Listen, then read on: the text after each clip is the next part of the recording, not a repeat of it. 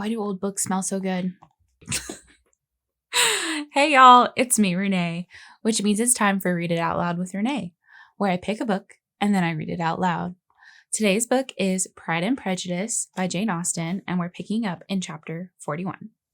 I'm too short. Hang on. Okay. Chapter 41. The first week of their return was soon gone. The second began. It was the last of the regiment's stay in Meryton, and all the young ladies in the neighborhood were drooping apace. The elder Miss Bennets alone were still able to pursue the usual course of their employments. Very frequently were they reproached for this insensibility by Kitty and Lydia, whose own misery was extreme. "Good heaven, what is to become of us? What are we to do?" would they often exclaim in the bitterness of woe. "How can you be smiling so, Lizzie?" Their affectionate mother shared all their grief. She remembered what she had herself endured on a similar occasion 25 years ago. "I am sure," said she, "I cried for 2 days together when Colonel Miller's regiment went away. I thought I should have broke my heart." "I am sure I shall break mine," said Lydia. "If one could but go to Brighton," observed Mrs. Bennet. "Oh, yes, if one could but go to Brighton, but Papa is so disagreeable. A little sea bathing would set me up forever." Such were the kind of lamentations resounding perpetually through Longbourn House. Elizabeth tried to be diverted by them, but all sense of pleasure was lost in shame. She felt anew the justice of Mr. Darcy's objections, and never had she before been so much disposed to pardon his interference in the views of his friend. But the gloom of Lydia's prospect was shortly cleared away, for she received an invitation from Mrs. Forster, the wife of the colonel of the regiment, to accompany her to Brighton.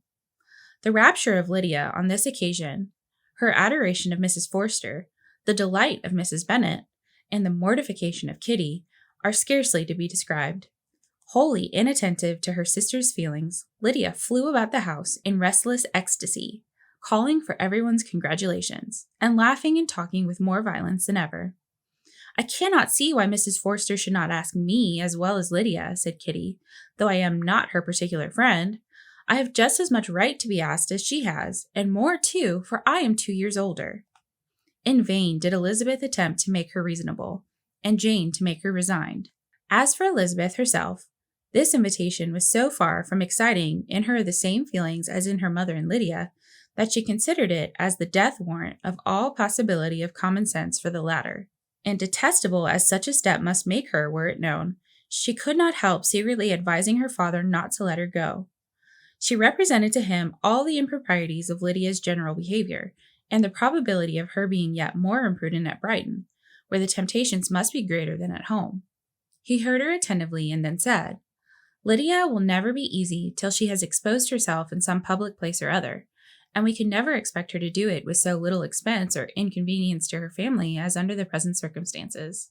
"If you were aware," said Elizabeth, "of the very great disadvantage to us all, which must arise from the public notice of Lydia's unguarded and imprudent manner, nay, which has already arisen from it, I am sure you would judge differently in the affair." "Already arisen?" repeated Mr. Bennet. "What, has she frightened away some of your lovers? Poor little Lizzie! But do not be cast down. Such squeamish youths as cannot bear to be connected with a little absurdity are not worth a regret. Come, let me see the list of the pitiful fellows who have been kept aloof by Lydia's folly. Indeed, you are mistaken. I have no such injuries to resent. Our importance, our respectability in the world, must be affected by the wild volatility, the assurance, and disdain of all restraint which mark Lydia's character. Excuse me, for I must speak plainly. If you, my dear father, will not take the trouble of checking her exuberant spirits, she will soon be beyond the reach of amendment. Her character will be fixed, and she will, at 16, be the most determined flirt that ever made herself and her family ridiculous. In this danger, Kitty is also comprehended. She will follow wherever Lydia leads, vain, ignorant, idle, and absolutely uncontrolled. Oh, my dear father, can you suppose it possible that they will not be censured and despised wherever they are known, and that their sisters will not be often involved in the disgrace?" Mr. Bennet saw that her whole heart was in the subject, and affectionately taking her hand, said in reply, "Do not make yourself uneasy, my love. Wherever you and Jane are known, you must be respected and valued, and you will not appear to less advantage for having a couple of, or more I say, 3, very silly sisters. We shall have no peace at Longbourn if Lydia does not go to Brighton. Let her go, then. At Brighton she will be of less importance even as a common flirt than she has been here. The officers will find women better worth their notice. Let us hope, therefore, that her being there may teach her her own insignificance. With this answer, Elizabeth was forced to be content, but her own opinion continued the same, and she left him disappointed and sorry. Had Lydia and her mother known the substance of her conference with her father, their indignation would hardly have found expression in their united volubility. In Lydia's imagination, a visit to Brighton comprised every possibility of earthly happiness. She saw with the creative eye of fancy the streets of that gay bathing place covered with officers. She saw herself the object of attention to tens and to scores of them, at present unknown. She saw all the glories of the camp, its tents stretched forth in beauteous uniformity of lines, crowded with the young and the gay, and dazzling with scarlet. And to complete the view, she saw herself seated beneath a tent, tenderly flirting with at least 6 officers at once. Had she known that her sister sought to tear her from such prospects and such realities as these, what would have been her sensations? They could have been understood only by her mother, who might have felt nearly the same. Lydia's going to Brighton was all that consoled her from the melancholy conviction of her husband's never intending to go there himself. But they were entirely ignorant of what had passed, and their raptures continued with little intermission to the very day of Lydia's leaving home. Elizabeth was now to see Mr. Wickham for the last time. Having been frequently in company with him since her return, agitation was pretty well over. She had even learnt to detect, in the very gentleness which had first delighted her, an affectation and a sameness to disgust and weary. In his present behavior to herself, moreover, she had a fresh source of displeasure, for the inclination he soon testified of renewing those attentions which had marked the early part of their acquaintance could only serve, after what had since passed, to provoke her. On the very last day of the regiment's remaining in Meryton, he dined with others of the officers at Longbourn, and so little was Elizabeth disposed to part from him in good humour, that on his making some inquiry as to the manner in which her time had passed at Hunsford, she mentioned Colonel Fitzwilliam's and Mr. Darcy's having both spent 3 weeks at Rosings, and asked him if he were acquainted with the former. He looked surprised, displeased, alarmed, but with a moment's recollection and a returning smile, replied that he had formerly seen him often, and after observing that he was a very gentlemanlike man, asked her how she had liked him. Her answer was warmly in his favour. With an air of indifference, he soon after added, "How long did you say he was at Rosings?" "Nearly 3 weeks." "And you saw him frequently?" "Yes, almost every day." "His manners are very different from his cousin's." "Yes, very different, but I think Mr. Darcy improves on acquaintance." "Indeed!" cried Wickham, with a look which did not escape her. Is it in address that he improves? Has he deigned to add aught of civility to his ordinary style? For I dare not hope," he continued, in a lower and more serious tone, "that he has improved in essentials." "Oh, no," said Elizabeth. "In essentials, I believe, he is very much what he ever was." While she spoke, Wickham looked as if scarcely knowing whether to rejoice over her words or to distrust their meaning. There was a something in her countenance which made him listen with an apprehensive and anxious attention, while she added, "When I said that he improved on acquaintance, I did not mean that either his mind or manners were in a state of improvement, but that from knowing him better, his disposition was better understood." Wickham's alarm now appeared in a heightened complexion and agitated look. For a few minutes he was silent, till, shaking off his embarrassment, he turned to her again and said in the gentlest of accents, "You, who so well know my feelings towards Mr. Darcy, will readily comprehend how sincerely I must rejoice that he is wise enough to assume even the appearance of what is right. It must deter him from such foul misconduct as I have suffered by. I only fear that the sort of cautiousness to which you, I imagine, have been alluding, is merely adopted on his visits to his aunt, and of whose good opinion and judgment he stands much in awe." Elizabeth saw that he wanted to engage her on the old subject of his grievances, and she was in no humour to indulge him. The rest of the evening passed with the appearance, on his side, of usual cheerfulness, but with no further attempt to distinguish Elizabeth, and they parted at last with mutual civility, and possibly a mutual desire of never meeting again. When the party broke up, Lydia returned with Mrs. Forster to Meryton, from whence they were to set out early the next morning. Kitty was the only one who shed tears, but she did weep from vexation and envy. Mrs. Bennet was diffuse in her good wishes for the felicity of her daughter, and impressive in her injunctions that she would not miss the opportunity of enjoying herself as much as possible. Advice, which there was every reason to believe would be attended to. And in the clamorous happiness of Lydia herself in bidding farewell, the more gentle adieus of her sister were uttered without being heard.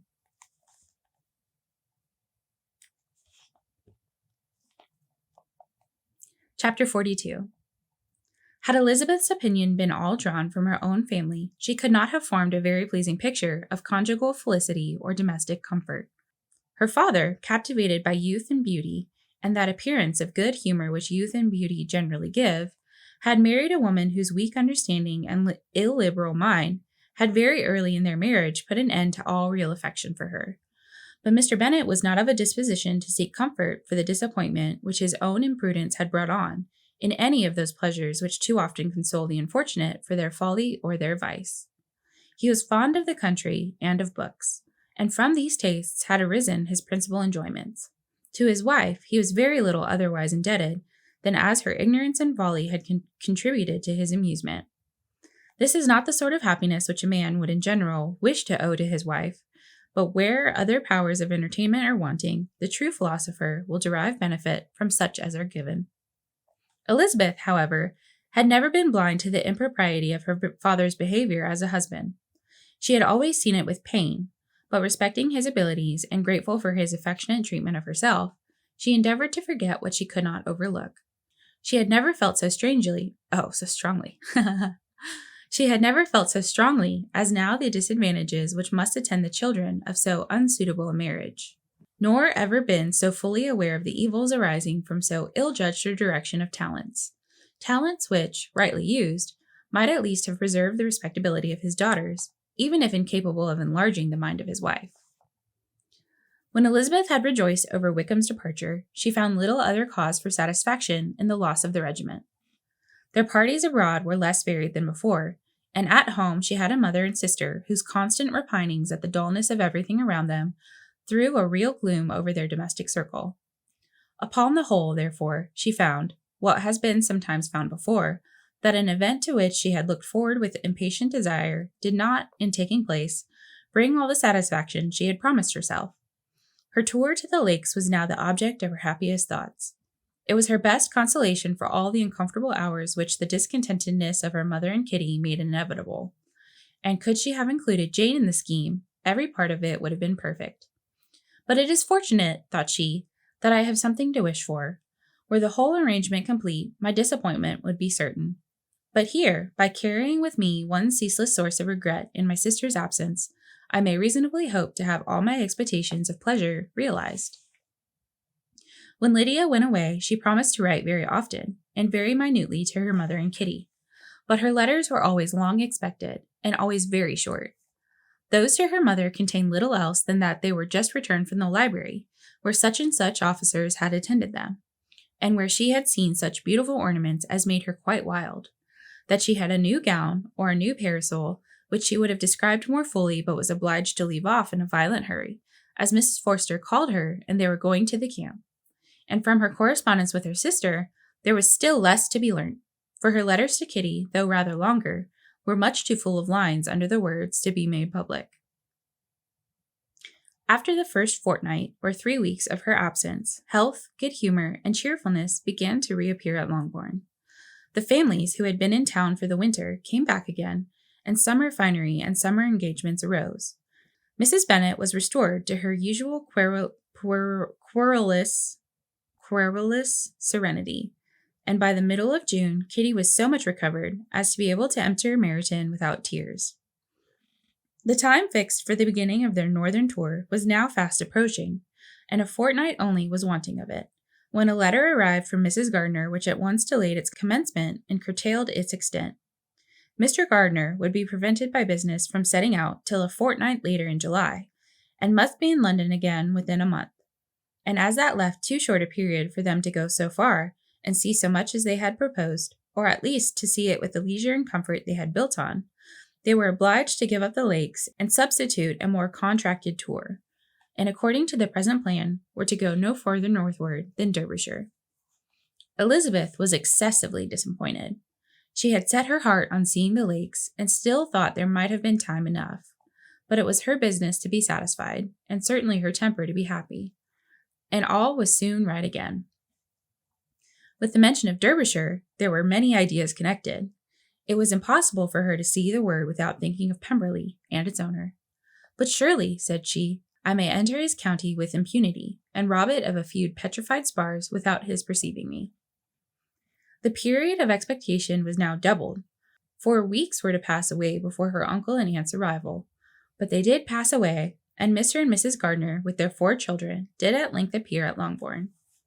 The children, 2 girls of 6 and 8 years old, and 2 younger boys, were to be left under the particular care of their cousin Jane, who was the general favorite, and whose steady sense and sweetness of temper exactly adapted her for attending to them in every way, teaching them, playing with them, and loving them. The Gardiners stayed only 1 night at Longbourn, and set off the next morning with Elizabeth in pursuit of novelty and amusement. It is not the object of this work to give a description of Derbyshire, nor of any of the remarkable places through which their route thither lay. A small part of Derbyshire is all the present concern.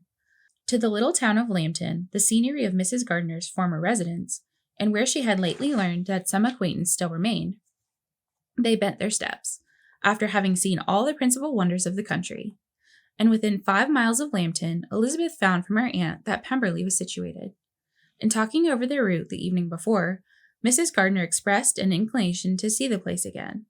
Mr. Gardiner declared his willingness, and Elizabeth was applied to for her approbation.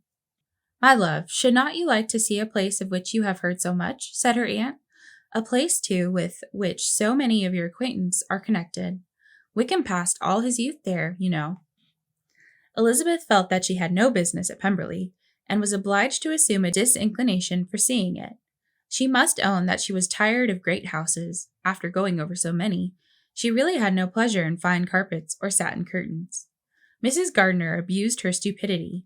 If it were merely a fine house richly furnished, said she, I should not care about it myself. But the grounds are delightful. They have some of the finest woods in the country. Elizabeth said no more, but her mind could not acquiesce. The possibility of meeting Mr. Darcy while viewing the place instantly occurred. She blushed at the very idea, and thought it would be better to speak openly to her aunt than to run such a risk. But against this there were objections, and she finally resolved that it could be the last resource, if her private inquiries as to the absence of the family were unfavorably answered. Accordingly, when she retired at night, she asked the chambermaid whether Pemberley were not a very fine place, what was the name of its proprietor, and, with no little alarm, whether the family were down for the summer. A most welcome negative followed the last question, and her alarms being now removed, she was at leisure to feel a great deal of curiosity to see the house herself, and when the subject was revived the next morning, she was again applied to, could readily answer, and with a proper air of indifference, that she had not really any dislike to the scheme. To Pemberley, therefore, they were to go. Chapter 43. Elizabeth, as they drove along, watched for the first appearance of Pemberley Woods with some perturbation, and when at length they turned in at the lodge, her spirits were in a high flutter. Her mind was too full for conversation, but she saw and admired every remarkable spot and point of view. They gradually ascended for 1/2 mile, and then found themselves at the top of a considerable eminence, where the wood ceased, and the eye was instantly caught by Pemberley House. It was a large, handsome stone building, standing well on rising ground, and backed by a ridge of high woody hills. Elizabeth was delighted. She had never seen a place for which nature had done more, or where natural beauty had been so little counteracted by an awkward taste. They were all of them warm in their admiration, and at that moment she felt that to be mistress of Pemberley might be something. They descended the hill, crossed the bridge, and drove to the door, and, while examining the nearer aspect of the house, all her apprehensions of meeting its owner returned. She dreaded lest the chambermaid had been mistaken. On applying to see the place, they were admitted into the hall, and Elizabeth, as they waited for the housekeeper, had leisure to wonder at her being where she was. The housekeeper came, a respectable-looking elderly woman, much less fine and more civil than she had any notion of finding her. They followed her into the dining parlor. It was a large, well-proportioned room, handsomely fitted up. Elizabeth, after slightly surveying it, went to a window to enjoy its prospect. The hill, crowned with wood, from which they had descended, was a beautiful object, and she looked on the whole scene, the river, the trees scattered on its banks, and the winding of the valley, as far as she could trace it, with delight. The rooms were lofty and handsome, and their furniture suitable to the fortune of their proprietor. But Elizabeth saw, with admiration of his taste, that it was neither gaudy nor uselessly fine, with less of splendor and more real elegance than the furniture of Rosings. And of this place, thought she, I might have been mistress. I might now have welcomed to these rooms as visitors my uncle and aunt. But no, recollecting herself, that could never be. My uncle and aunt would have been lost to me. I should not have been allowed to invite them. She longed to inquire of the housekeeper whether her master were really absent, but had not courage for it. At length, however, the question was asked by her uncle, and she turned away with alarm, while Mrs. Reynolds replied that he was, adding, but we expect him tomorrow with a large party of friends. Her aunt now called her to look at a picture. She approached and saw the likeness of Mr. Wickham suspended, amongst several other miniatures, over the mantelpiece. The housekeeper came forward and told them it was a picture of a young gentleman, the son of her late master's steward, who had been brought up by him at his own expense. He is now gone into the army, she added, but I am afraid he has turned out very wild. And that, said Mrs. Reynolds, pointing to another of the miniatures, is my master, and very like him. It was drawn at the same time as the other, about 8 years ago. I have heard much of your master's fine person, said Mrs. Gardiner, looking at the picture. It is a handsome face. But, Lizzie, you can tell us whether it is like or not. Mrs. Reynolds' respect for Elizabeth seemed to increase on this information of her knowing her master. Does that young lady know Mr. Darcy? Elizabeth colored and said, a little. And do not you think him a very handsome gentleman, ma'am? Yes, very handsome. I am sure I know none so handsome, but in the gallery upstairs you will see a finer, larger picture of him than this. This room was my late master's favorite room, and these miniatures are just as they used to be then. He was very fond of them. Mrs. Reynolds then directed their attention to one of Miss Darcy, drawn when she was only 8 years old. And is Miss Darcy as handsome as her brother? Said Mr. Gardiner. Oh, yes, the handsomest young lady that ever was seen, and so accomplished. In the next room is a new instrument just come down for her, a present from my master. She comes here tomorrow with him. Mr. Gardiner encouraged her communicativeness by his questions and remarks. Mrs. Reynolds, either from pride or attachment, had evidently great pleasure in talking of her master and his sister. Is your master much at Pemberley in the course of the year? Not so much as I could wish, sir, but I dare say he may spend half his time here, and Miss Darcy is always down for the summer months. Except, thought Elizabeth, when she goes to Ramsgate. If your master would marry, you might see more of him. Yes, sir, but I do not know when that will be. I do not know who's good enough for him. Mr. and Mrs. Gardiner smiled. Elizabeth could not help saying, it is very much to his credit, I am sure, that you should think so. I say no more than the truth, and what everybody will say that knows him, replied the other. Elizabeth thought this was going pretty far, and she listened with increasing astonishment as the housekeeper added, I have never had a cross word from him in my life, and I have known him ever since he was 4 years old. That he was not a good-tempered man had been her firmest opinion. Her keenest attention was awakened. She longed to hear more, and was grateful to her uncle for saying, There are very few people of whom so much can be said. You are lucky in having such a master. Yes, sir, I know I am, but I have always observed that they who are good-natured when children are good-natured when they grow up, and he was always the sweetest-tempered, most generous-hearted boy in the world.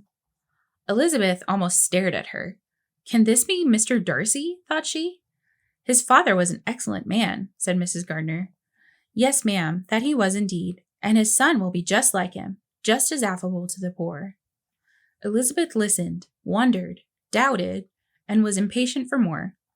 Mr. Gardiner, highly amused by the kind of family prejudice to which he attributed her excessive commendation of her master, soon led again to the subject, and she dwelt with energy on his many merits as they proceeded together up the great staircase.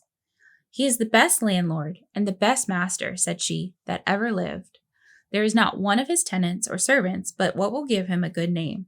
Some people call him proud, but I am sure I never saw anything of it. To my fancy, it is only because he does not rattle away like other young men." "In what an amiable light does this place him," thought Elizabeth. "This fine account of him," whispered her aunt, as they walked away, "is not quite consistent with his behavior to our poor friend. Perhaps we might be deceived. That is not very likely. Our authority was too good." The picture gallery and 2 or 3 of the principal rooms were all that remained to be shown. In the former were many good paintings, but Elizabeth knew nothing of art, and from such as had been already visible below, she had willingly turned to look at some drawings of Miss Darcy's, in crayons, whose subjects were usually more interesting and also more intelligible.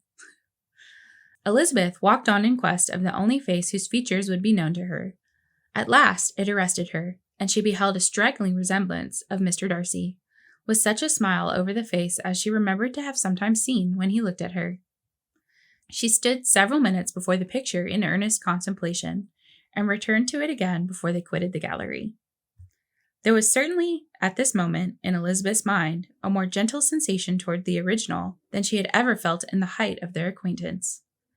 The commendation bestowed on him by Mrs. Reynolds was of no trifling nature. School buses. What praise is more valuable than the praise of an intelligent servant? Every idea that had been brought forward by the housekeeper was favorable to his character, and as she stood before the canvas on which he was represented, and fixed his eyes upon herself, she thought of his regard with a deeper sentiment of gratitude than it had ever raised before. She remembered its warmth, and softened its impropriety of expression. When all of the house that was open to general inspection had been seen, they returned downstairs, and taking leave of the housekeeper, were consigned over to the gardener, who met them at the hall door. As they walked across the lawn towards the river, Elizabeth turned back to look again. Her uncle and aunt stopped also, and while the former was conjecturing as to the date of the building, the owner of it himself suddenly came forward from the road, which led behind it to the stables. They were within 20 yards of each other, and so abrupt was his appearance that it was impossible to avoid his sight. Their eyes instantly met, and the cheeks of each were overspread with the deepest blush. He absolutely started, and for a moment seemed immovable from surprise, but shortly recovering himself, advanced toward the party and spoke to Elizabeth, if not in terms of perfect composure, at least of perfect civility. She had instinctively turned away, but, stopping on his approach, received his compliments with an embarrassment impossible to be overcome.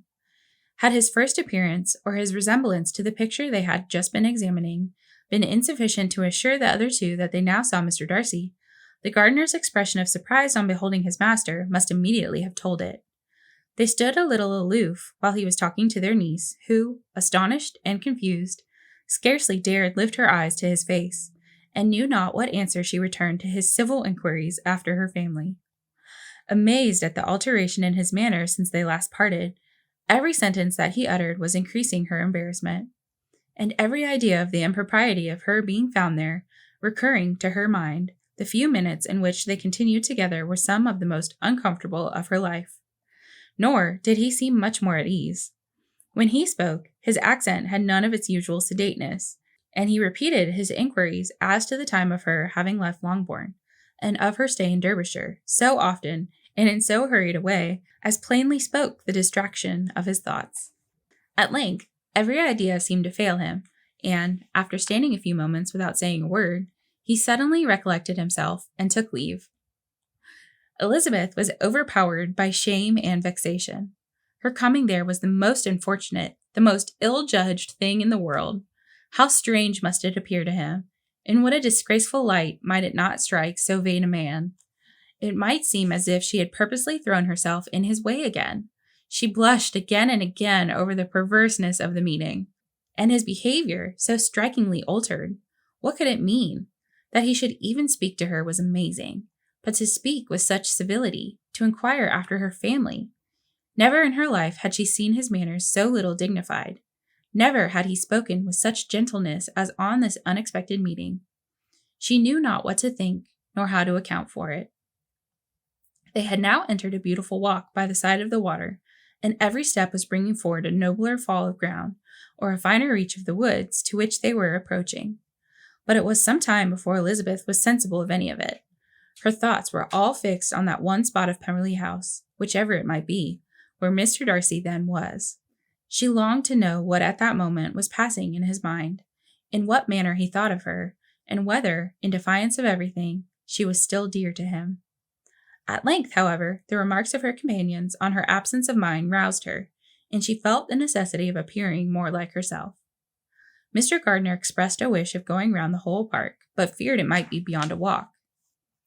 With a triumphant smile, they were told that it was 10 miles round. It settled the matter, and they pursued the accustomed circuit, which brought them again, after some time, in a descent among hanging woods, to the edge of the water. The valley, here contracted into a glen, allowed room only for the stream and a narrow walk amidst the rough coppice wood which bordered it. Elizabeth longed to explore its windings, but Mrs. Gardiner, who was not a great walker, could go no further, and thought only of returning to the carriage as quickly as possible. Her niece was, therefore, obliged to submit, and they took their way towards the house on the opposite side of the river, in the nearest direction. But their progress was slow, for Mr. Gardiner was very fond of fishing, and was so much engaged in watching the occasional appearance of some trout in the water that he advanced but little. Whilst wandering on in this slow manner, they were again surprised, and Elizabeth's astonishment was quite equal to what it had been at first, by the sight of Mr. Darcy approaching them, and at no great distance. Elizabeth, however astonished, was at least more prepared for an interview than before, and resolved to appear and to speak with calmness, if he really intended to meet them. For a few moments, indeed, she felt that he would probably strike into some other path. This idea lasted while a turning in the walk concealed him from their view. The turning past, he was immediately before them. With a glance, she saw that he had lost none of his recent civility, and, to imitate his politeness, she began, as they met, to admire the beauty of the place. But she had not got beyond the words delightful and charming when some unlucky recollections obtruded, and she fancied that praise of Pemberley from her might be mischievously construed. Her color changed, and she said no more. Mrs. Gardiner was standing a little behind, and on her pausing, he asked her if she would do him the honor of introducing him to her friends. She could hardly suppress a smile at his being now seeking the acquaintance of some of those very people against whom his pride had revolted, in his offer to herself. The introduction, however, was immediately made, and as she named their relationship to herself, she stole a sly look at him to see how he bore it, and was not without the expectation of his decamping as fast as he could from such disgraceful companions. That he was surprised by the connection was evident. He sustained it, however, with fortitude, and so far from going away, turned back with them, and entered into conversation with Mr. Gardiner. Elizabeth could not but be pleased, could not but triumph. She listened most attentively to all that passed between them, and gloried in every expression, every sentence of her uncle, which marked his intelligence, his taste, or his good manners. The conversation soon turned upon fishing, and she heard Mr. Darcy invite him, with the greatest civility, to fish there as often as he chose, while he continued in the neighborhood. Mrs. Gardiner, who was walking arm in arm with Elizabeth, gave her a look expressive of her wonder. Elizabeth said nothing, but it gratified her exceedingly. The compliment must be all for herself. Her astonishment, however, was extreme, and continually was she repeating, "Why is he so altered? From what can it proceed? It cannot be from me. It cannot be for my sake that his manners are thus softened. It is impossible that he should still love me." After walking some time in this way, Mrs. Gardiner, fatigued by the exercise of the morning, found Elizabeth's arm inadequate to her support, and consequently preferred her husband's. Mr. Darcy took her place by her niece, and they walked on together. After a short silence, the lady spoke first. She wished him to know that she had been assured of his absence before she came to the place, and accordingly began by observing that his arrival had been very unexpected. He said that business with his steward had occasioned his coming forward a few hours before the rest of the party, with whom he had been traveling. "They will join me early tomorrow," he continued, "and among them are some who will claim an acquaintance with you, Mr. Bingley and his sisters." Elizabeth answered only by a slight bow. Her thoughts were instantly driven back to the time when Mr. Bingley's name had been last mentioned between them, and if she might judge from his complexion, his mind was not very differently engaged. There is also one other person in the party, he continued after a pause, who more particularly wishes to be known to you.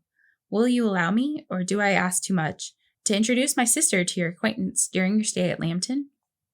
She immediately felt that whatever desire Miss Darcy might have of being acquainted with her must be the work of her brother, and without looking further, it was satisfactory.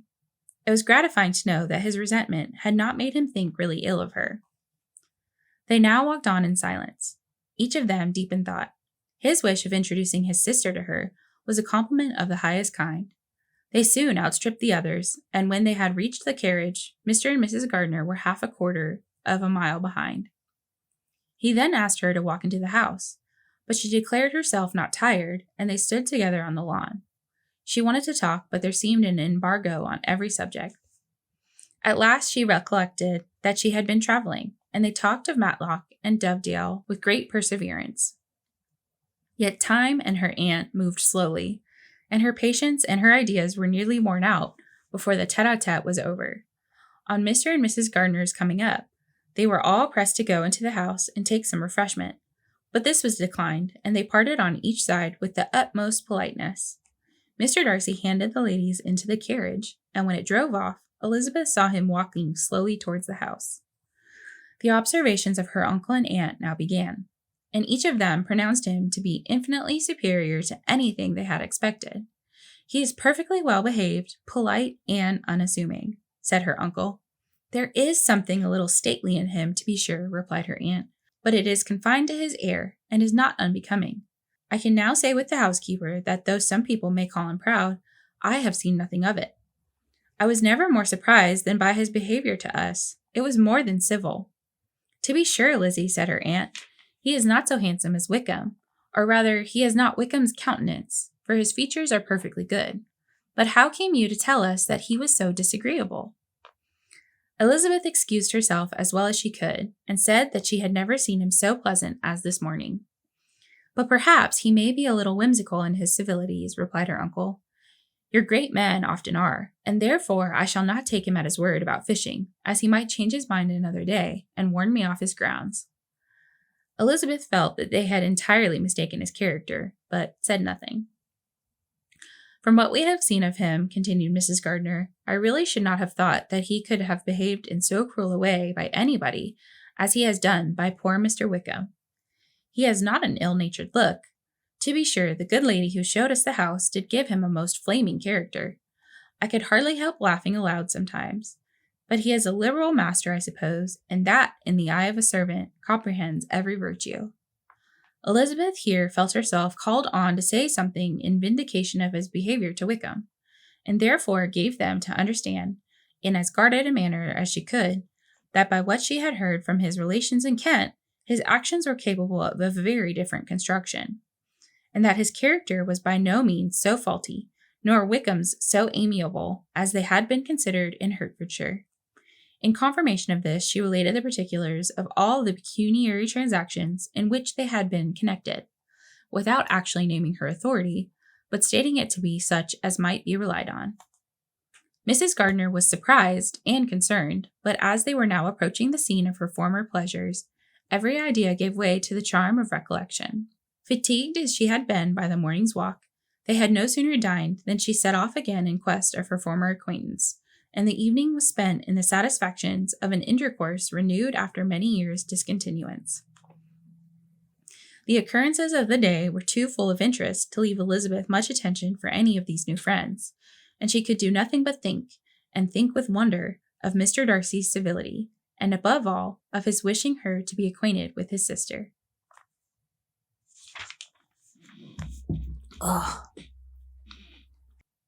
Chapter 44. Elizabeth had settled it that Mr. Darcy would bring his sister to visit her the very day after her reaching Pemberley, and was consequently resolved not to be out of sight of the inn the whole of that morning. But her conclusion was false, for on the very morning after their own arrival at Lambton, these visitors came. They had been walking about the place with some of their new friends, when the sound of a carriage drew them to a window, and they saw a gentleman and lady in a curricle driving up the street. Elizabeth guessed what it meant, and imparted no small degree of surprise to her relations by acquainting them with the honor which she expected. Her uncle and aunt were all amazement, and the embarrassment of her manner as she spoke, joined to the circumstance itself, and many of the circumstances of the preceding day, opened them to a new idea on the business. They now felt that there was no other way of accounting for such attentions from such a quarter than by supposing a partiality for their niece. Elizabeth was quite amazed at her own discomposure, but amongst other causes of disquiet, she dreaded lest the partiality of the brother should have said too much in her favor, and more than commonly anxious to please, she naturally suspected that every power of pleasing would fail her. She retreated from the window, fearful of being seen, and as she walked up and down the room, endeavoring to compose herself, saw such looks of inquiring surprise in her uncle and aunt as made everything worse. Miss Darcy and her brother appeared, and this formidable introduction took place. With astonishment did Elizabeth see that her new acquaintance was at least as much embarrassed as herself. Since her being at Lambton, she had heard that Miss Darcy was exceedingly proud, but the observation of a very few minutes convinced her that she was only exceedingly shy.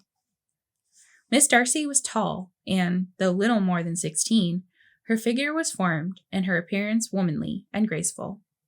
There was sense and good humor in her face, and her manners were perfectly unassuming and gentle.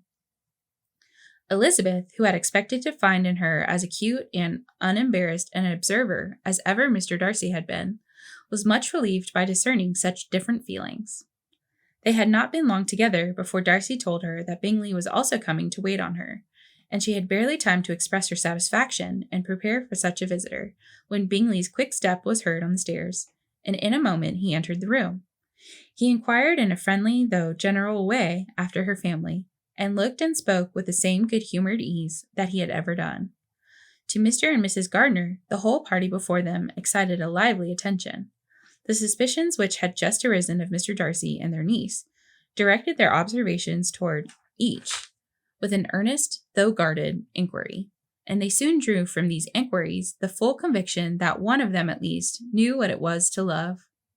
Of the ladies' sensations, they remained a little in doubt, but that the gentleman was overflowing with admiration was evident enough. Elizabeth, on her side, had much to do. She wanted to ascertain the feelings of each of her visitors. She wanted to compose her own, and to make herself agreeable to all. And in the latter object, where she feared most to fail, she was most sure of success, for those to whom she endeavored to give pleasure were prepossessed in her favor. Bingley was ready, Georgiana was eager, and Darcy determined to be pleased. In seeing Bingley, her thoughts naturally flew to her sister, and oh, how ardently did she long to know whether any of his were directed in a like manner. Sometimes she could fancy that he talked less than on former occasions, and once or twice pleased herself with the notion that, as he looked at her, he was trying to trace a resemblance. But though this might be imaginary, she could not be deceived as to his behavior to Miss Darcy. No look appeared on either side that spoke particular regard. On this point she was soon satisfied, and 2 or 3 little circumstances occurred ere they parted, which, in her anxious interpretation, denoted a recollection of Jane, not untinctured by tenderness, and a wish of saying more that might lead to the mention of her, had he dared. He observed to her, and in a tone which had something of real regret, that it was a very long time since he had the pleasure of seeing her. And before she could reply, he added, "It is above 8 months. We have not met since the 26th of November, when we were all dancing together at Netherfield." Elizabeth was pleased to find his memory so exact, and he afterwards took occasion to ask her, when unattended to by any of the rest, whether all her sisters were at Longbourn. There was not much in the question, nor in the preceding remark, but there was a look and a manner which gave them meaning. It was not often that she could turn her eyes on Mr. Darcy himself, but whenever she did catch a glimpse, she saw an expression of general complaisance, and in all that he said she heard an accent so far removed from hauteur or disdain of his companions as convinced her that the improvement of manners which she had yesterday witnessed, however temporary in its existence might prove, had at least outlived one day. Never, even in the company of his dear friends at Netherfield, or his dignified relations at Rosings, had she seen him so desirous to please, so free from self-consequence or unbending reserve as now, when no importance could result from the success of his endeavors, and when even the acquaintance of those to whom his attentions were addressed would draw down the ridicule and censure of the ladies both of Netherfield and Rosings. Their visitors stayed with them above half an hour, and when they arose to depart, Mr. Darcy called on his sister to join him in expressing their wish of seeing Mr. and Mrs. Gardiner and Mrs. Bennet to dinner at Pemberley before they left the country. Miss Darcy, though with a diffidence which marked her little in the habit of giving invitations, readily obeyed. Bingley expressed great pleasure in the certainty of seeing Elizabeth again, having still a great deal to say to her, and many inquiries to make after all their Hertfordshire friends. Elizabeth, construing all this into a wish of hearing her speak of her sister, was pleased, and on this account, as well as some others, found herself, when their visitors left them, capable of considering the last half hour with some satisfaction, though while it was passing the enjoyment of it had been little. Eager to be alone, and fearful of inquiries or hints from her uncle and aunt, she stayed with them only long enough to hear their favorable opinion of Bingley, and then hurried away to dress. But she had no reason to fear Mr. and Mrs. Gardiner's curiosity. It was not their wish to force her communication. It was evident that she was much better acquainted with Mr. Darcy than they had before any idea of. It was evident that he was very much in love with her. They saw much to interest, but nothing to justify inquiry. Of Mr. Darcy, it was now a matter of anxiety to think well, and, as far as their acquaintance reached, there was no fault to find. They could not be untouched by his politeness, and had they drawn his character from their own feelings and his servant's report, without any reference to any other account, the circle in Hertfordshire to which he was known would not have recognized it for Mr. Darcy. With respect to Wickham, the travellers soon found that he was not held there in much estimation, for though the chief of his concerns with the son of his patron were imperfectly understood, it was yet a well-known fact that, on his quitting Derbyshire, he had left many debts behind him, which Mr. Darcy afterwards discharged. As for Elizabeth, her thoughts were at Pemberley this evening more than the last, and the evening, though as it passed it seemed long, was not long enough to determine her feelings towards one in that mansion, and she lay awake 2 whole hours endeavoring to make them out. She certainly did not hate him.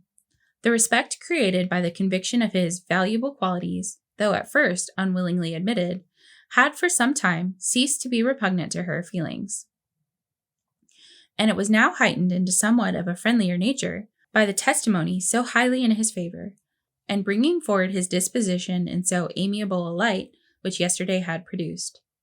But above all, above respect and esteem, there was a motive within her of goodwill which could not be overlooked.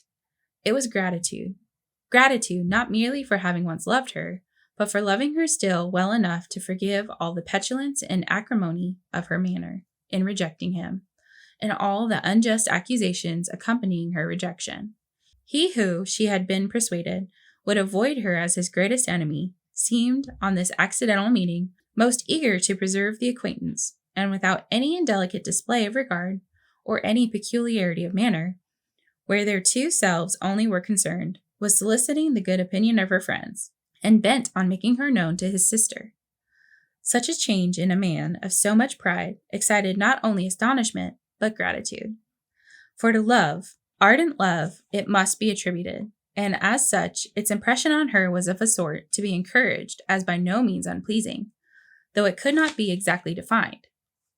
She respected, she esteemed, she was grateful to him, she felt a real interest in his welfare, and she only wanted to know how far she wished that welfare to depend upon herself, and how far it would be for the happiness of both that she should employ the power, which her fancy told her she still possessed, of bringing on the renewal of his addresses. It had been settled in the evening between the aunt and niece that such a striking civility as Miss Darcy's in coming to them on the very day of her arrival at Pemberley ought to be imitated, though it could not be equaled, by some exertion of politeness on their side, and consequently that it would be highly expedient to wait on her at Pemberley the following morning. They were, therefore, to go. Elizabeth was pleased, though, when she asked herself the reason, she had very little to say in reply.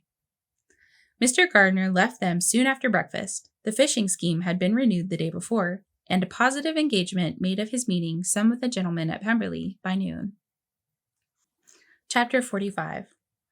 Convinced as Elizabeth now was that Miss Bingley's dislike of her had originated in jealousy, she could not help feeling how very unwelcome her appearance at Pemberley must be to her, and was curious to know, with how much civility on that lady's side, the acquaintance would now be renewed. On reaching the house, they were shown through the hall into the saloon. In this room they were received by Miss Darcy, who was sitting there with Mrs. Hurst and Miss Bingley, and the lady with whom she lived in London.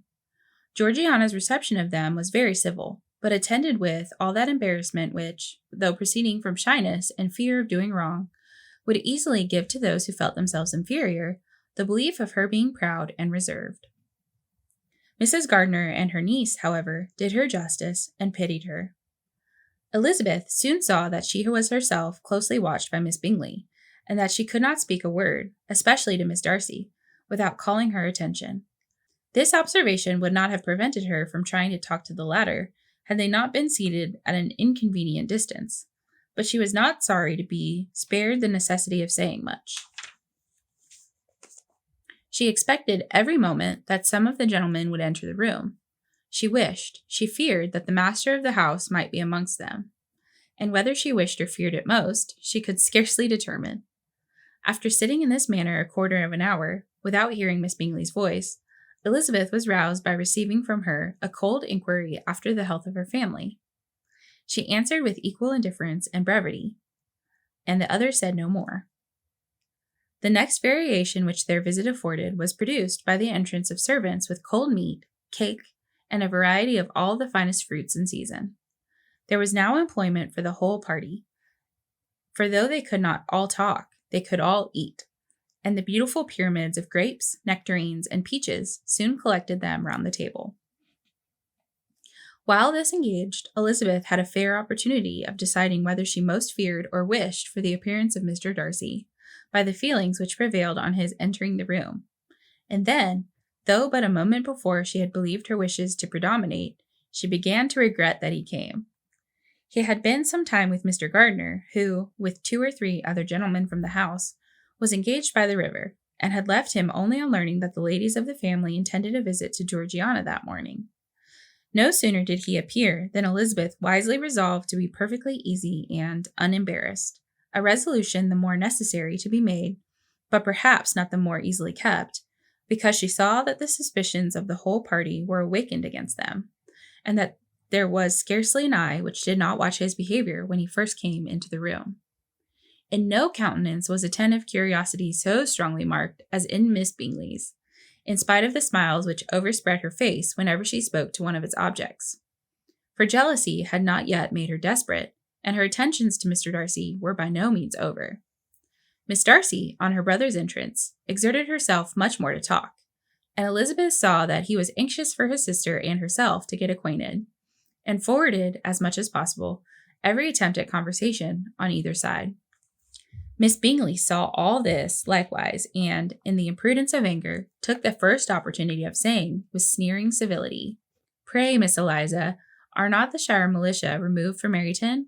They must be a great loss to your family." In Darcy's presence she dared not mention Wickham's name, but Elizabeth instantly comprehended that he was uppermost in her thoughts. But, exerting herself vigorously to repel the ill-natured attack, she presently answered the question in a tolerably disengaged tone.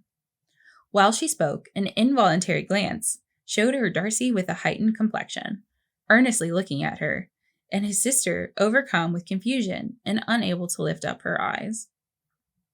Had Miss Bingley known what pain she was then giving her beloved friend, she undoubtedly would have refrained from the hint, but she had merely intended to discompose Elizabeth by bringing forward the idea of a man to whom she believed her partial, to make her betray a sensibility which might injure her in Darcy's opinion. Not a syllable had ever reached her of Miss Darcy's meditated elopement. To no creature had it been revealed, where secrecy was possible, except to Elizabeth, and from all Bingley's connections to her brother was particularly anxious to conceal it, from that very wish which Elizabeth had long ago attributed to him of their becoming hereafter her own. He had certainly formed such a plan, and without meaning that it should affect his endeavor to separate him from Miss Bennet, it is probable that it might add something to his lively concern for the welfare of his friend.